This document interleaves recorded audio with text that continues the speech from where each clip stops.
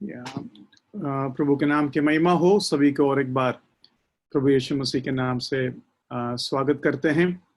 एक दो चेहराओं को दिखाएगा तो बढ़िया होंगे और उम्मीद है कि आप लोगों को वो चार्ट समझ में आया होगा।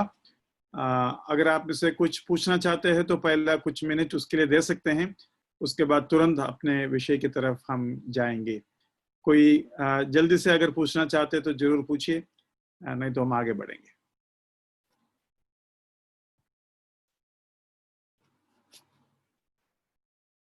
वैसे कोई भी डाउट हो आप जेम्स से पूछ सकते हैं। जेम्स अभी ये क्लास बार बार शायद सुन रहा है तो उनको मालूम है जो भी बोलना है। ठीक है, उम्मीद है कि आपको लगभग समझ में आया होगा, और नहीं आया तो हमें और मौका ही मिलेंगे और तब हम और विस्तार रूप से और आराम से बिना डर कर इन बातों को सीखने का कोशिश करेंगे। अभी हम इस न्याय जो विषय है उसके उस विषय के ऊपर थोड़ा और गहराई में जाने का कोशिश करेंगे। कुछ वचनों को मैं देख रहा था और मैं सच कहूं तो मेरे दिल में डर पैदा हो रहा है, क्योंकि एग्जाम के लिए बच्चे तैयार हो या ना हो, यूनिवर्सिटी या कॉलेज या स्कूल तैयार हो रहा है। आपको मालूम है परमेश्वर न्याय के लिए बड़ा तैयारी करते हैं। आप ऐसे कितने लोगों को ये बात पता है? God is preparing for judgement. उसका प्रभु को बहुत प्रिपरेशन करना पड़ता है उसके लिए। जैसे क्रिश्चियन बनाने के लिए टीचर्स को प्रिपेयर करना पड़ता है। मुझे मालूम है एक कॉलेज के एक लेक्चरर मुझे केमिस्ट्री सिखाता था, तो वो जब क्रिश्चियंस यूनिवर्सिटी को भेजा तो यूनिवर्सिटी पूछा, लगता है तुम ट्यूशन सिखा रहा है। तो उसने पूछा ऐसा क्यों? आपने बोला नहीं, आप इतना डिटेल में पूछते हैं जो ट्यूशन नहीं सिखाते। मतलब कॉलेज के लेक्चरर्स ट्यूशन से सिखाना मना है, प्राइवेट ट्यूशन मना है। तो जिस तरीके के डिटेल्ड नॉलेज उनके अंदर है और क्वेश्चन जिस तरीके से पूछा गया उसका वजह से ऐसा बोलने लगा। एक तो वचन हम पहले इस वचन को लेकर देखेंगे कि God is preparing for a grand judgement. आइए हम एक दो वचनों को देखेंगे। भजन संगीता 9 उसके 7 और 8 पढ़ेंगे। Psalms chapter 9 verse 7 and 8।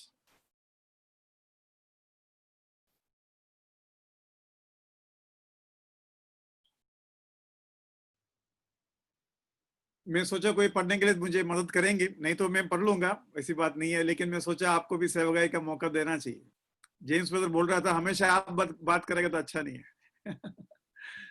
परंतु यहोवा सदैव सिंहासन पर विराजमान है, उसने अपना सिंहासन न्याय के लिए सिद्ध किया है और वह आप ही जगत का न्याय धर्म से करेगा। वह देश देश के लोगों का मुकदमा खराई से निपटाएगा। तो to do a clean judgement, एक सिद्ध साफ न्याय करने के लिए परमेश्वर अपना तैयारी कर रहा है। और आप में से कई लोगों के अंदर ये प्रश्न आया होगा कि इनका क्या कसूर था, ये अंधा क्यों जन्म हुआ, ये गरीब क्यों जन्म हुआ, फिर क्या बोलते हैं जो लोग सुसमाचार नहीं सुना उनका क्या होगा। हजारों प्रश्न आपके अंदर आया होगा। आपके अंदर ऐसा भी प्रश्न आया होगा, अरे ये सब लूटपाट करते हैं, घूस लेते हैं और फिर भी इन्हें कुछ प्रॉब्लम नहीं होता, परमेश्वर कहाँ है? अगर होता तो इतना अत्याचार कैसे होंगे? देखो कितने प्रश्न हैं। आपको लगता है परमेश्वर इन चीजों को कोई आंसर स्वर्ग में नहीं देगा जब न्याय होगा? God will be clean. और परमेश्वर जब न्याय करेंगे हम मानेंगे कि परमेश्वर का न्याय सही है, नरक में जाने वाला भी हो या कोई भी जाने वाला हो। मतलब न्याय करने वाला के सिद्धता के ऊपर एक बड़ा कमेंट एक एक पापी करेगा कर मैं समझता हूं, और कुछ वचनों को आपके सामने उसके लिए मैं रखूंगा। लेकिन सबसे पहले ये जो मुद्दा मैंने आपको कहा कि गॉड इज प्रिपेयरिंग, आइए एक दो वचन और हम देखेंगे। रोमी 3 अध्याय उसके 4 वचन, रोमन्स चैप्टर 3 वर्स 4। कदापि नहीं, वरन परमेश्वर सच्चा और हर एक मनुष्य झूठा ठहरा, जैसे लिखा है, जिससे तू अपनी बातों में धर्मी ठहरे और न्याय करते समय तू जय पाए। देखो वो भाग लिखा है, न्याय करते वक्त तुम धर्मी ठहरे। मतलब परमेश्वर आज कहीं चीज इसलिए कर रहा है ताकि न्याय के दिन परमेश्वर सही ठहरे। आपको समझ में आ रहा है? God is designing, adjusting, planning many things today in this world history, ताकि वो जब आपको न्याय करेगा तब आपको उंगली नहीं उठेगा, परमेश्वर आपको पूछेगा, बोलेगा। तो इस तरीके से गॉड इज प्रिपेयर्ड।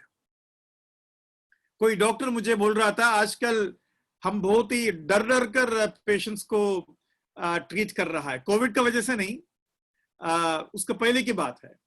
तो हमने पूछा ऐसा क्यों? बोलता है कोई थोड़ा सा गलती होगा ना, पेशेंट इंतजार कर रहा है कि हमें कब फंसा दे, हमारे ऊपर कब केस लड़ जाए। तो बहुत ही सतर्क रहता है, बहुत ही सावधान रहता है। लेकिन धर्मी परमेश्वर जो कुछ करते हैं वो इस सावधानी के साथ करते हैं। उस भाग को, उस वचन को मैं और एक बार पढ़ना चाहूंगा। 3:4, रोमी 3:4, कदापि नहीं वरन परमेश्वर सच्चा और हरेक मनुष्य झूठा ठहरे, जैसा लिखा है, जिससे तू अपनी बातों में धर्मी ठहरे और न्याय करते समय तू जय पाए। न्याय करते समय तुम जय पाए। हम बोलते हैं ना, केस जीत गया।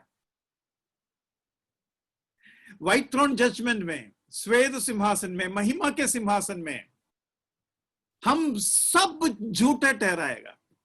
जितना भी हमारे एक्सक्यूज है ना, ये अविश्वासियों के संबंध में मैं बता रहा हूं। लेकिन विश्वासी को भी अगर कुछ कंप्लेंट है, परमेश्वर उसको भी एकदम आंसरेबल होंगे और अकाउंट एकदम बराबर होगा। परमेश्वर जैसे कि बोलता है ना, 3 लोगों को, किसी को 5, किसी को 3 और किसी को 1 तालन दिया। तो 5 वाला 10 लाया, 3 वाला 6 लाया, और तब 1 वाला कुछ कहा। तो प्रभु बोलता है तुमने जो कहा उसके अनुसार मैं तुम्हें न्याय करूंगा, और मैंने जो दिया उसको मैं ब्याज के साथ लेना चाहता हूं। मेरा ब्याज कहां है? मतलब अकाउंट जो है परमेश्वर बराबर पूछेगा। और आप खुद ही बताइए, ये वचन तैयार करते वक्त मैं डरूं या ना डरूं? मैं समझता हूं थोड़ा भी प्रैक्टिकली कोई सोचेगा ना, मैं समझता हूं कोई गलती हमारे सामने रखने का जरूरत ही नहीं। परमेश्वर के सामने हम सब गुनहगार हैं। क्या मुंह खोलेंगे? हमें एकदम नम्र होना है, एकदम टूटना है, एकदम रोना है। जैसे याकूब कहता है, तुम्हारा हंसी रोने में बदल जाए। मतलब अभी तुम्हें कोई पाप याद नहीं आ रहा होगा इसलिए तुम हंस रहे होंगे, लेकिन फिर भी तुम अपने आप को तोड़ दो, यही फायदा है। भाई बहनों, प्रभु आपको मदद करे। एक वचन बहुत सालों से मुझे डराता था, वो वचन मैं पढ़ना चाहता हूं। बहुत साल, मतलब कम से कम 15 नहीं 20 साल के आसपास हुआ होगा। नहीं 15 साल, कम से कम 15 साल हुआ होगा, माफ करना, कम से कम 20 साल हुआ होगा। ये वचन मुझे डरा रहा है, ऐसे ही डरा रहा है, पता नहीं। जरा देखिए, आमोस 4:12, आमोस 4:12 मैं पढ़ता हूं। उसको उठाना शायद थोड़ा सा मुश्किल लगेगा आपको। आमोस 4:12, इस कारण हे इस्राएल, मैं तुझसे ऐसा ही करूंगा, और इसलिए कि मैं तुझ में यह काम करने पर हूं। हे इस्राएल, अपने परमेश्वर के सामने आने के लिए तैयार हो जा। Be prepared to meet your God. Wow, be prepared to meet your God. परमेश्वर से मिलने के लिए तैयार हो जाओ भाई। इंटरव्यू के पहले, पुलिस स्टेशन जाने से पहले, प्रिंसिपल से मिलने से पहले, लैब में टेस्ट के लिए देने के बाद, कोविड का रिजल्ट आने के पहले, कैसा फील होता है आपको? लेकिन यहां बोलता है अपना परमेश्वर से मिलने के लिए तैयार हो जाओ। Be prepared to meet your God. मैं एक हादसा तुरंत याद कर रहा था, और ये वचन याद करने के लिए थोड़ा आसान है। आमोस 4:12 मैंने बोला, अभी मैं आपको बोल रहा हूं नंबर्स 12 का 4, नंबर्स 12 का 4। यहां हम देखते हैं मूसा, आरोन और मिरियम, थोड़ा घर का झगड़ा चल रहा था। तो उधर तुरंत परमेश्वर उनको बुलाते हैं। उम्मीद है कि भाई को वो बात मिला होगा, वो वचन मिला होगा। जरा पढ़िए ब्रदर। इसलिए 4 का 12, सॉरी नंबर्स 4 का 12, सॉरी 12 का 4, माफ करना। इसलिए यहोवा ने एकाएक मूसा और हारून और मिरियम से कहा, तुम तीनों मिलाप वाले तंबू के पास निकल आओ। तब वे तीनों निकल आए।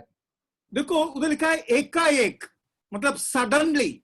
ये लोग आपस में एकदम झगड़ा कर रहे थे, सडनली होता है ना, जब बच्चे झगड़ा कर रहा हो तो तुरंत पापा आ गया बीच में, या बच्चे झगड़ा कर रहे हो टीचर तुरंत क्लास में आ गया, ऐसा होता है ना।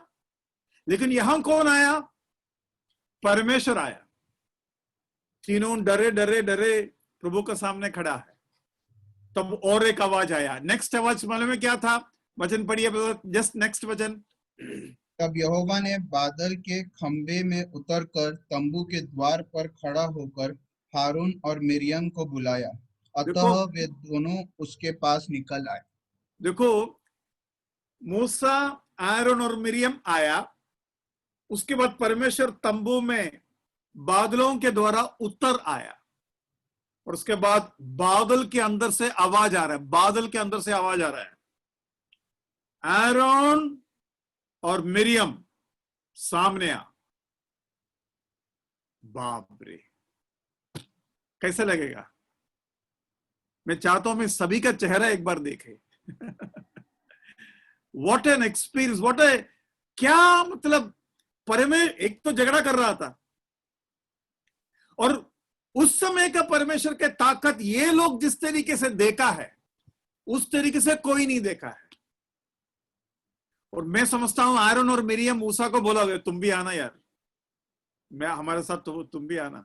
तो मूसा बोलता, अरे मैं क्या बोलूं, अभी परमेश्वर ने केवल आप लोग दोनों का नाम पूछा है, तो आप लोग दोनों जाए। सबसे पहले तीनों का नाम लिया था, उसके बाद 2 का नाम लिया, तुम लोग दोनों मेरे सामने आ जा। जरा सोचो, उसमें से एक को ये भी कहते, अभी आयरन तुम अकेले आ जा मेरे सामने, क्या हालत होगा? भाई बहनों, हमारे जीवन का क्या बोलते हैं, हिसाब हमें अकेला देना पड़ेगा। We will have to give the account of our life one by one, individually, अकेला देना पड़ेगा। और उस समय परमेश्वर जो बाहर बाहर दिखता है वो नहीं पूछेगा, अंदर की बात पूछेगा। आपको मालूम है, जब आरोन और मिरियम को बुलाया, परमेश्वर खुद नंबर्स में लिखता है, नंबर्स 12 का पहला वचन में लिखता है कि ये झगड़ा असली में क्यों था, लेकिन आरोन और मिरियम का क्लेम या ब्लेम क्या था, मतलब वो किस बात पर चिढ़ रहा था। वो किस बात पर चिढ़ रहा था? बोलते परमेश्वर ने केवल आपसे बात किया है कि परमेश्वर हमसे भी बात किया है। तो झगड़ा किस बात पर हो रहा था? उस बात पर हो रहा था। लेकिन परमेश्वर बोलता है असली बात वो नहीं था, असली बात घर के अंदर के रसोई घर में हुआ था, क्योंकि मूसा के पत्नी एक कुश्य स्त्री थी।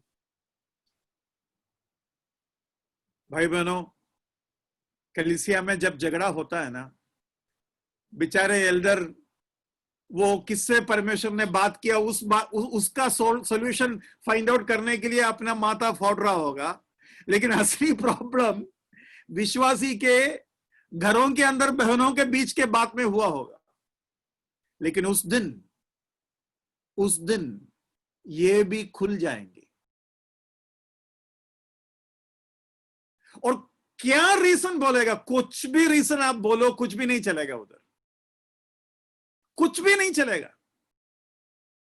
मुझे मालूम नहीं मैंने आपको बोला कि नहीं, एक प्रभु का सेवक ने परमेश्वर ने बोला, परमेश्वर मेरे विरोध में लोग भला बुरा कह रहे हैं जो सच नहीं है। परमेश्वर उनको बोला, अगर वो सच कहते तो तुम क्या कहते? चलो अभी तो झूठ बोल रहा है चलेगा, लेकिन सच बोलता तो तुम क्या करते? क्योंकि तुम्हारा सारे सच्चाई मैं जानता हूं। तब वो आदमी परमेश्वर को धन्यवाद दिया, प्रभु मैं धन्यवाद करता हूं, कम से कम मेरे बारे में सच्चाई अगर बाहर निकला तो क्या होगा। तो यहां हमें पता चलता है कि परमेश्वर न्याय करने के लिए तैयार है और हमें अपना हिसाब देना होगा। एक दो वचन और आपको दिखाना चाहूंगा। रोमी 14 का 12, रोमी 14 का 12।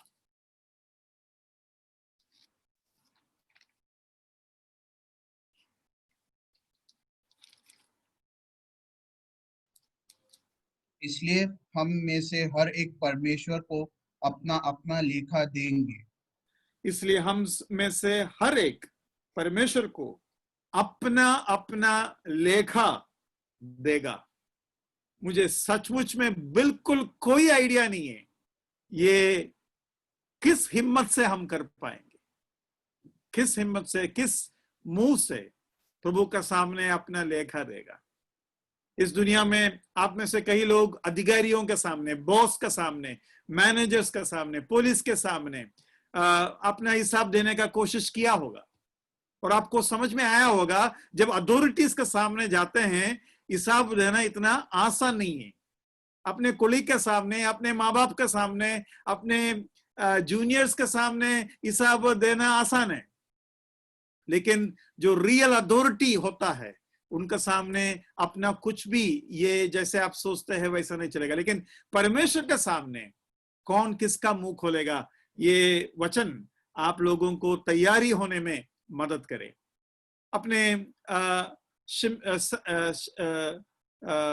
सोलोमन इस न्याय के बारे में एक वचन लिखता है जो हम में से सभी लोग जानते होंगे, फिर भी उसको एक बार पढ़ना चाहूंगा। एक्लेसियास्टिक्स, सबोपदेशक 12 का 13 और 14।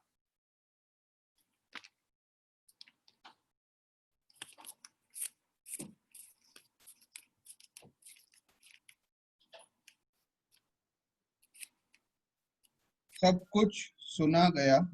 अंत की बात यह है कि परमेश्वर का भय मान और उसकी आज्ञाओं का पालन कर, क्योंकि मनुष्य का संपूर्ण कर्तव्य यही है।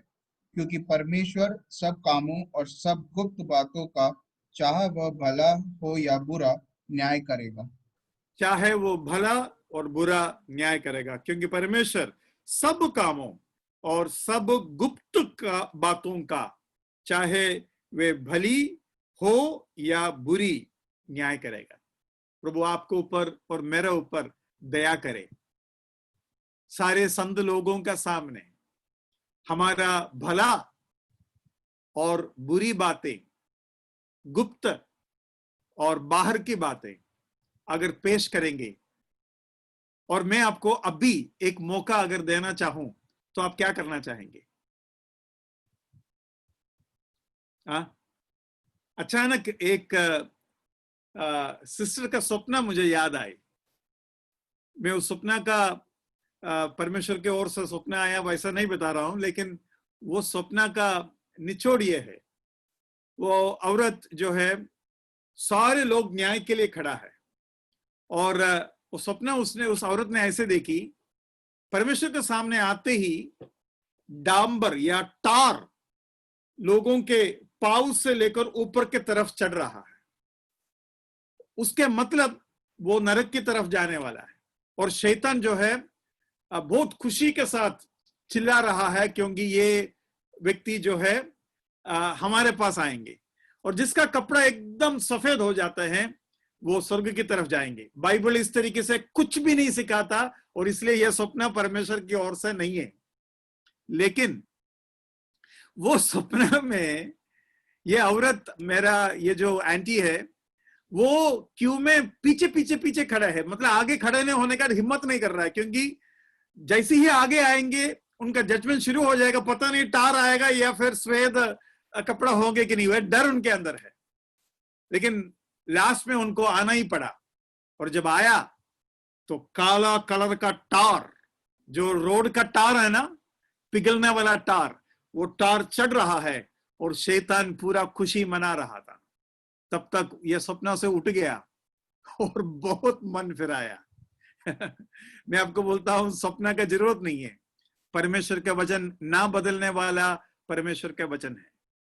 आकाश और पृथ्वी टल जाएगा, लेकिन आज जो वचन आप सुन रहा है, जो वचन बाइबल में है, वो टिकेगा, उसका ना एक मात्रा जाएंगे।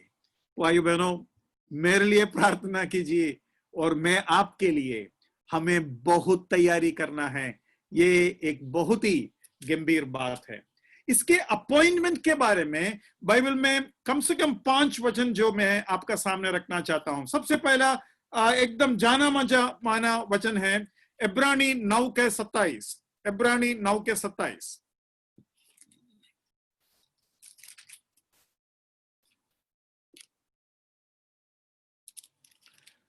और जैसे मनुष्यों के लिए एक बार मरना और उसके बाद न्याय का होना नियुक्त किया है, अपॉइंटेड, नियुक्त किया है। मुझे जल्दी से वचन मिला इसलिए मैं उठकर पढ़ा, थोड़ा टाइम बचाने के लिए। लेकिन आपको मिलता है तो तुरंत पढ़ लेना, आप अपना सेवकाई में पीछे मत जाना। प्रेरितों का काम 17 का 31, एक्ट्स चैप्टर 17 वर्स 31।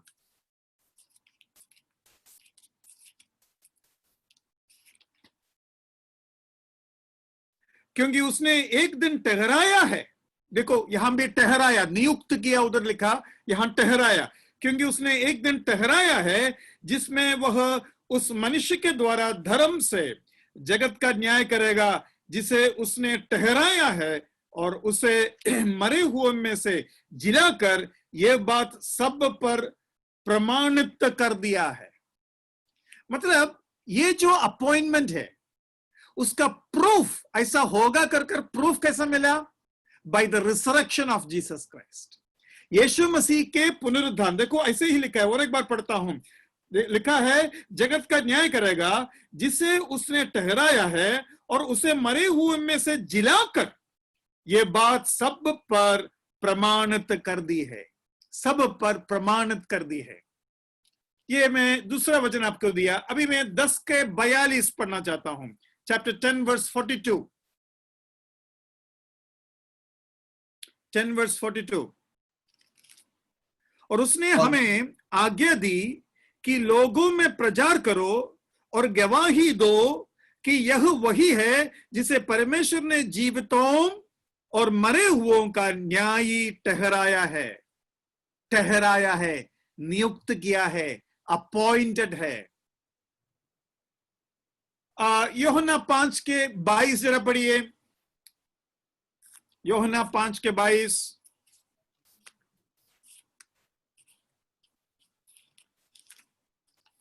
पिता किसी का न्याय नहीं करता, परंतु न्याय करने का सब काम पुत्र को सौंप दिया है। न्याय करने का सब काम पुत्र को सौंप दिया। उसका 27 भी पढ़िए बेटा, 27। वरन उसे न्याय करने का भी अधिकार दिया है, इसलिए कि वह मनुष्य का पुत्र है। देखो, Jesus Christ is worthy to जज। उसका और भी कारण है जो आपको प्रकाशित वाक्य से मिलेगा, ये थोड़ा सा कॉम्प्लिकेटेड है वो एरिया, लेकिन मैं आपको इतना समझाऊं, जो बचाता है उसी को न्याय करने का अधिकार है। क्योंकि जब वो बचाने के लिए आया तब उसके बचाव को आपने तिरस्कार की, और न्याय उसके आधार पर होंगे। क्या समझ में आया? See, the one who can save is the one who can जज। अभी साल्वेशन और जजमेंट में एक कनेक्शन है। कनेक्शन ये है, आप अभी जजमेंट में इसलिए है क्योंकि आपका साल्वेशन हुआ नहीं। लेकिन अगर साल्वेशन हुआ है तब भी जज करने के लिए उसके पास अधिकार है। नरक में भेजने के लिए नहीं बोल रहा हूं इस बार, लेकिन बचाने वाला आपको पवित्र कर बचाया, आपको पवित्र जीने के लिए बचाया, और आपको पवित्र पेश करने के लिए बचाया। आपने क्यों पाप की? He is the one who cleansed you. He can very well ask you why you made yourself dirty.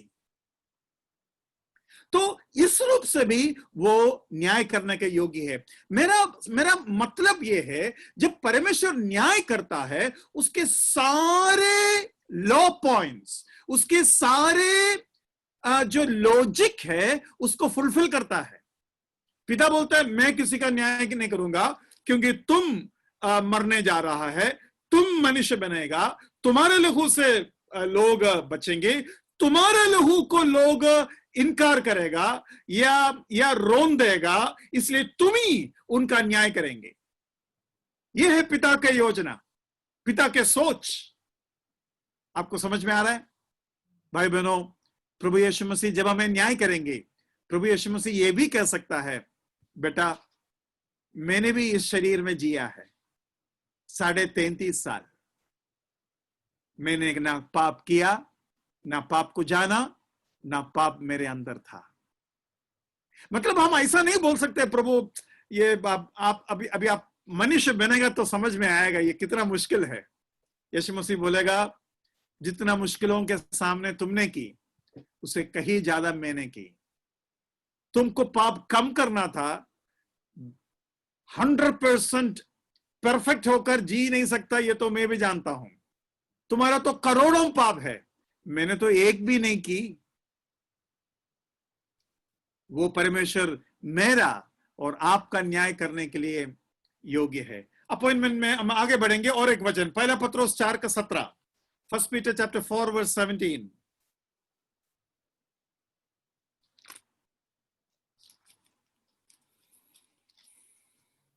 क्योंकि वह समय आ पहुंचा है कि पहले परमेश्वर के लोगों का न्याय किया जाए, और जबकि न्याय का आरंभ हम ही से होगा तो उनका क्या अंत होगा जो परमेश्वर के सुसमाचार को नहीं मानते।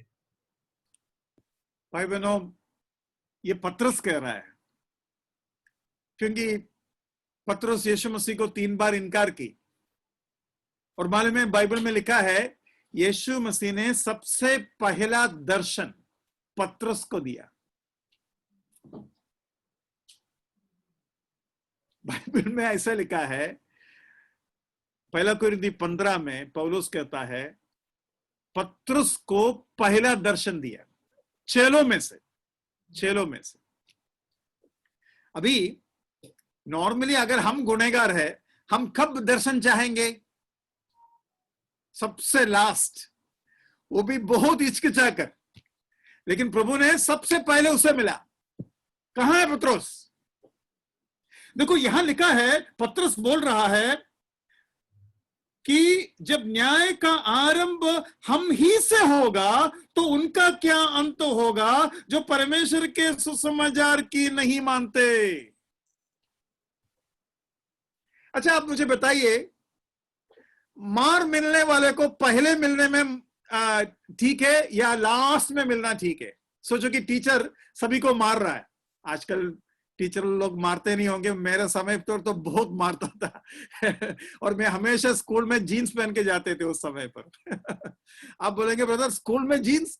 हाँ जी, हमारे स्कूल में जीन्स भी मानते थे और फिर भी दर्द होता था, तो आप सोचिए कितना मार मारता होगा है।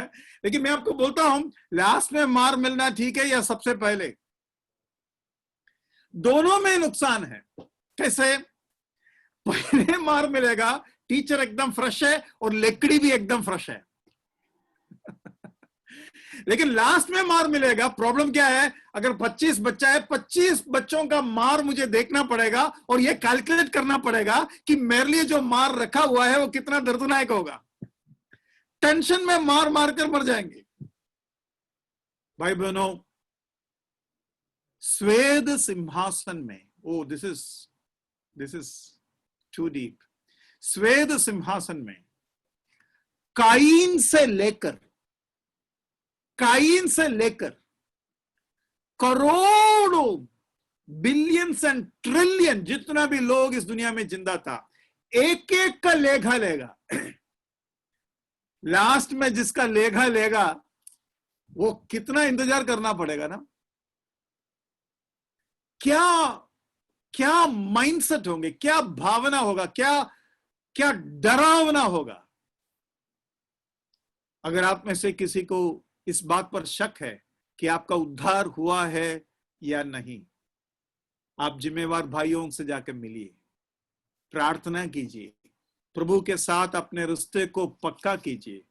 प्रभु, मैं सचमुच में मेरा पाप के दंड से बचना चाहता हूं, और केवल उतना नहीं, आप जैसे धर्मी और न्याय परमेश्वर का अधीन होकर आपको मेरे इस हृदय में, उसके सिंहासन में सचमुच में मैं आपको बिठाना चाहता हूं। मेरा प्रभु बनिए और मेरे पापों को माफ कीजिए। वो वचन जो रोमी 8:1 में लिखा है, कितना मधुर वचन है। How sweet is the verse which is written in Romans chapter 8 verse 1। जरा पढ़िए इस मौके पर रोमी 8:1 जरा पढ़िए। अतः तब जो मसीह यीशु में है उन पर दंड की आज्ञा नहीं, ओ प्रेज द लॉर्ड। जो क्योंकि वे मसीह यीशु पर है उनके ऊपर दंड का आज्ञा नहीं है। कम से कम न्याय होगा, लेकिन दंड का न्याय नहीं होगा। कम से कम वो एक भयंकर रिलीफ है। वो प्रभु आपको सहायता करे, अपने उद्धार को पक्का करे, इस बात को एकदम साफ और सीधा करे कि मैं प्रभु का बेटा हूं और मैं प्रभु का बेटी हूं। प्रभु मेरे अंदर है, पवित्र आत्मा के छाप मुझे मिला है, मेरा नाम जीवन के पुस्तक में लिखा है और प्रभु के न्यायासन में प्रभु के अनुग्रह से मैं खड़े रहेंगे। मुझे पवित्र जीना ही होगा और प्रभु ने अपना लहू से मेरे पाप को धोया है। मैं इस हृदय को और अशुद्ध नहीं करेंगे। प्रभु आपको और मुझे सहायता करे। आगे मैं आपको ये बताना चाहता हूं, जो न्याय है उसको मैंने आपको बताया, 3 न्याय बताया। उस 3 न्याय को 7 में डिवाइड कर सकते हैं, उसको 3 काल में भी डिवाइड कर सकता है। मैंने क्या क्या बताया? मैंने 3 न्याय बताया। कौन सा बताया?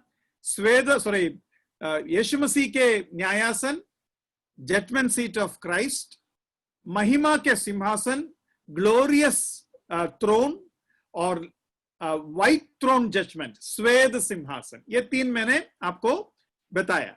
इसके अलावा इसी के अंदर से आपको ये जजमेंट 7 में डिवाइड कर सकते हैं, 7 रूप में डिवाइड कर सकते हैं। जस्ट मैं उसको एक बार बोलता हूं और रेफरेंस मैं सोचता हूं थोड़ा ज्यादा ही टाइम लगेगा। शायद मैं फिर कभी आपको बताएंगे। आज मैं रेफरेंस नहीं बताना चाहता। सबसे पहले जजमेंट ऑफ बिलीवर्स, वो तो हमें मालूम है न्यायासन में होगा, जजमेंट सीट ऑफ क्राइस्ट में होगा। लेकिन और एक जजमेंट है जो हम खुद अपने ऊपर कर सकते हैं और प्रभु अपने बच्चों के ऊपर जीते जी कर रहा है। वी कैन जज अवरसेल्फ, हम अपने आप को जज कर सकते हैं और यह सबसे अच्छा जजमेंट है।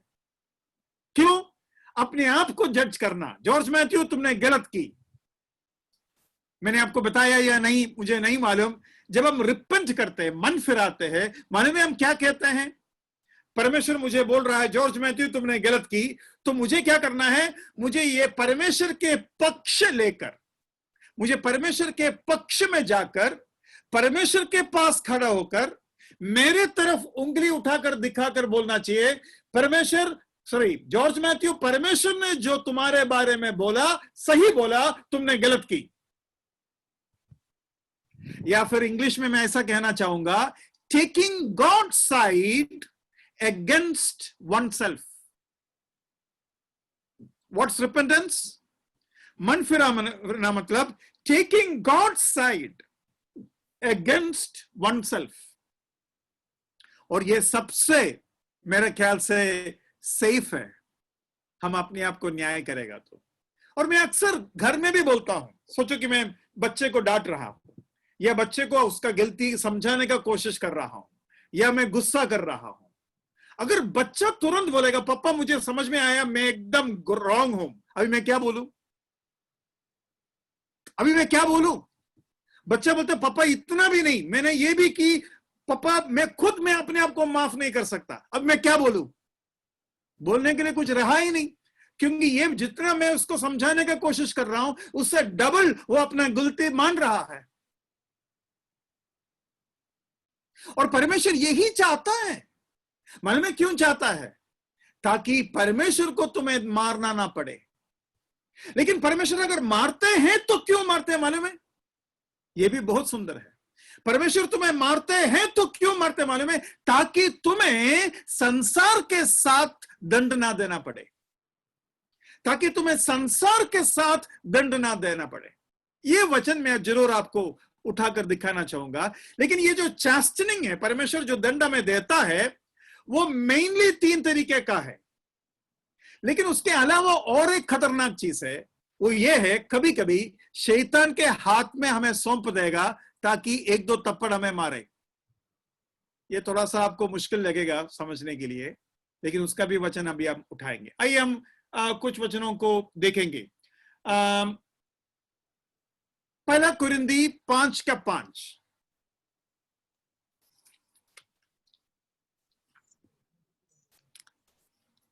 शरीर के विनाश के लिए शैतान को सौंपा जाए ताकि उसकी आत्मा प्रभु यीशु के दिन में उद्धार पाए। देखो, एक पापी मनुष्य कुरिन्द के कलीसिया में था, तो पौलुस बोलता है शैतान के हाथ में सौंप दो ताकि शैतान उसको मारे, ताकि उसके अंत का दिन में उसका नाश ना हो। अभी यहां आप सोचेंगे, ब्रदर ये परमेश्वर ऐसा क्यों करते हैं? मतलब शैतान के हाथ में क्या शैतान हमें सुधारने का कोशिश करेगा? नहीं। देखो, मैं मेरे बच्चों को मार सकता हूं, लेकिन अगर वो बहुत ही उड़ाऊ पुत्र है, बहुत ही पियक्कड़ है या गुंडा जैसा आदमी है, मैं ये सोचेगा इसको पुलिस को ही रिपोर्ट कर देता हूं। पुलिस का थप्पड़ 1-2 मिलेगा ना, बाप का थप्पड़ जैसा नहीं रहेगा। मतलब वो एक एक्सट्रीम लेवल है, एक्सट्रीम लेवल का सोच है। और कभी कभी माँ बाप ऐसा करते हैं, माँ बाप ऐसा करते हैं। मैं एक दिन एक सर्टिफिकेट बनाने के लिए पुलिस स्टेशन गया। मैं खुद ही, ये पुलिस स्टेशन देखते ही मेरा थोड़ा प्रॉब्लम हो जाता है मुझे और मैं उधर खड़ा हूं तो एक परिवार अपना भाई से मिलने के लिए आया। जो तो भाई को पहले से ही पुलिस पकड़ कर रखा है। क्यों भाई को मिलने के लिए आया? ये भाई जो है मां को मारता है और बहन को मारते हैं, तो इसलिए वो आया। तो घर का ही कंप्लेंट है उसके, मतलब मां और बहन ने इस भाई को पुलिस का हाथ में हवाला किया है। और तब ये भाई का सामने और ये मां और बहन उधर खड़ी है, उनको पूछ रहा है क्या हुआ क्या नहीं हुआ वगैरह। तो बोली हो सब होने के बाद जब जा रहे थे, तभी भी ये भाई जो है उल्टा बात कर रहा था और बोल रहा था यहां से मैं 1-2 दिन के अंदर निकलेंगे तब दोनों को मैं दिखाऊंगा। पुलिस ने उसको ऐसा मारा उस मां और बहन का सामने कि 1-2 दिन के बाद अच्छे से गर्म पानी मां और बहन को लगाना पड़ेगा ताकि इसके हाथ मुंह तक कम से कम खाने के लिए उठे, ऐसा मार दिया। तो मतलब ये एक तरीका हम वचन में देखते हैं। अभी आप देखो, पुलिस जब मारता है गुस्से से मारता है, विरोध से मारते हो, सुधरने के लिए नहीं मारते। उस समय के मतलब एक रिएक्शन है उनका। मतलब तो वो जो सुधार पुलिस मारने का वजह से जो सुधार होता है वो एक अलग तरीके का होता है, उसमें प्यार व्यार कुछ नहीं होता। तो शैतान के हाथ में सौंपने का ऐसा भी एक तरीका होता है। अभी पौलुस खुद बोलता है शैतान का एक दूध को मेरे ऊपर घूसा मारने के लिए दिया, और उधर पाप भी नहीं है, उधर का हिसाब यह था ताकि मैं घमंड ना करे। मतलब this are various levels of chastening and judgment. ये भी एक जजमेंट है, लेकिन ये प्रभु इसलिए करता है ताकि आपको असली जजमेंट में प्रभु का सामने खड़े होने में मदद हो सके। 1-2 वचन और हम जल्दी से पढ़ेंगे। अभी हमने एक वचन पढ़ा, आगे पढ़िए। 1 तिमुथी 1:20।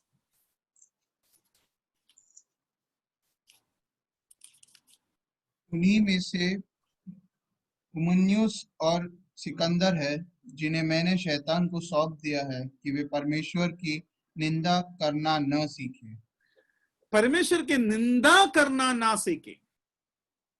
तो उधर भी वो शैतान का रोल हमें दिखाई देता है। अभी 1 कुरिन्दी 11:31, ये बहुत ही जाना माना वचन है, आप लोग कई लोग जानते होंगे। 1 कुरिन्दी 11 उसका 31।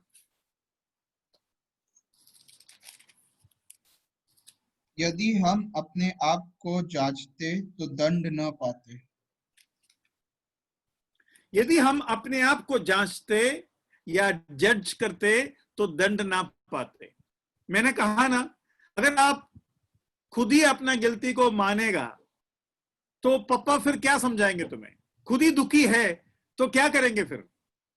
तो ये है वो एक तरीका हम देखते हैं। लेकिन यहां प्रभु जब मारता है उसके बारे में लिखा है 32 में, परंतु प्रभु हमें दंड देकर हमारी ताड़ना करता है इसलिए कि हम संसार के साथ दोषी ना ठहरे। और उसके ऊपर हम पढ़ते हैं 30, उसका 30 में पढ़ता हूं, इसी कारण तुम में से बहुत से निर्बल और रोगी हैं और बहुत से सो भी गए। निर्बल, रोगी और बहुत से सो भी गए। भाई बहनों ध्यान से सुनना, निर्बलता, कमजोरीपन, कई तरीके का कमजोरी, जीवन में, काम में, पढ़ाई में, नौकरी में, घर में, कई तरीके की कमजोरी हो सकता है। बीमारी, कोई भी बीमारी, और उसके बाद लिखा है तुम में से कई लोग सो भी गया, मतलब मर भी गया। दो चीज मैं आपको बोलना चाहता हूं, अपना खुद का जीवन को इसके हिसाब से भी आप न्याय कर सकता है कि मेरे जीवन के कुछ ऐसे बातें हैं जो मैं शायद समझ नहीं रहा होगा लेकिन प्रभु को अच्छा नहीं लगता, या मैं जितना सुधरा वो काफी नहीं होगा, प्रभु को यह बात अच्छा नहीं लग रहा है इसलिए प्रभु मुझे मार रहा है। दूसरी चीज, मृत्यु भी, कुछ लोग सो भी गए, यहां लिखा है ना, मृत्यु भी ताड़ना की भाग है, चास्टाइजिंग। बच्चों के लिए जो मार होता है उसमें मृत्यु भी है, वो है दूसरी चीज। अब इसमें एक वार्निंग भी मुझे आपको देना होगा। वो वार्निंग ये है, जब आप न्याय करते हैं ये बीमारी मेरे जीवन में इसलिए है क्योंकि मैं फलाना फलाना चीजों में गलती हूं या गलत हूं, ये जब करते हो कभी भी ये करने का हिम्मत मत करना कि दूसरों के बीमारी फलाना फलाना पाप का वजह से है। ये बहुत खतरनाक निकलेगा, क्योंकि आप कभी भी, आपका जो जजमेंट है सही होना जरूरी नहीं है। 99% आपका जजमेंट गलत जाने का पूरा संभावना है। इसलिए मैं आपसे विनती करता हूं, दूसरों का बीमारी और कमजोरी के ऊपर आप अपना न्याय ना चलाए, आप अपना देखें। लेकिन अभी आप बोलेंगे ब्रदर सारे बीमारी ऐसा है क्या? नहीं, सारे बीमारी ऐसा नहीं है। आप पेट भर कर दिन भर खाएंगे तो प्रॉब्लम कुछ ना कुछ होगा और वो आपका पाप का वजह से है कर मैं नहीं कहूंगा। आप बारिश में जाकर खेलोगे, भीगोगे, घर में क्या बोलते हैं आएंगे और उसका इलाज नहीं करोगे तो हो सकता है आपको परेशानी होगा। मैं नहीं कहूंगा वो पाप का वजह से है, लेकिन और एक बार मैं कहता हूं लेकिन, अगर आप उस समय भी अपने जीवन को तौलने में लगे हैं, अपने जीवन को सुधारने में आपके नजर जाते हैं और आप अपना पाप को मानते हैं तो यह भलाई है ना। यह बीमारी जो भी है पाप की वजह से नहीं हुआ होगा, लेकिन फिर भी अगर आप उस तरीके से अपने जीवन को जांचते हैं उसमें भला ही है। और बाइबल में लिखा है जो अपने आप को पवित्र करते हैं वो अपने आप को और पवित्र करे, और जो पाप करते हैं, जो अशुद्ध करते ही है, वो और अशुद्धता करे। मतलब पवित्रता किस हद तक जाना चाहिए? हम वचन में पढ़ते हैं 2 कुरिन्थी 7:1 में, परफेक्टिंग होलीनेस। परफेक्टिंग होलीनेस का मतलब यह नहीं है कि हम बिना पाप का हो सकता है, लेकिन हमारा कोशिश हमेशा उस तरफ है। थोड़ा बहुत पाप चलेगा ऐसा नहीं है हमारा कोशिश, हमारा कोशिश उस तरफ है, परफेक्टिंग, सिद्धता की तरफ है। ये मैं आपको बताना चाहता हूं। एक सुंदर वचन आपका सामने रखना चाहूंगा इसी विषय के संबंध में दूसरा शामुएल 7:14, दूसरा शामुएल 7:14।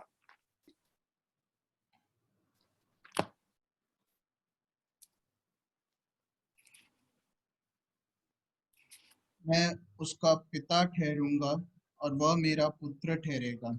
यदि वह अधर्म करे तो मैं उसे मनुष्यों के योग्य दंड से और आदमियों के योग्य मार से ताड़ना दूंगा।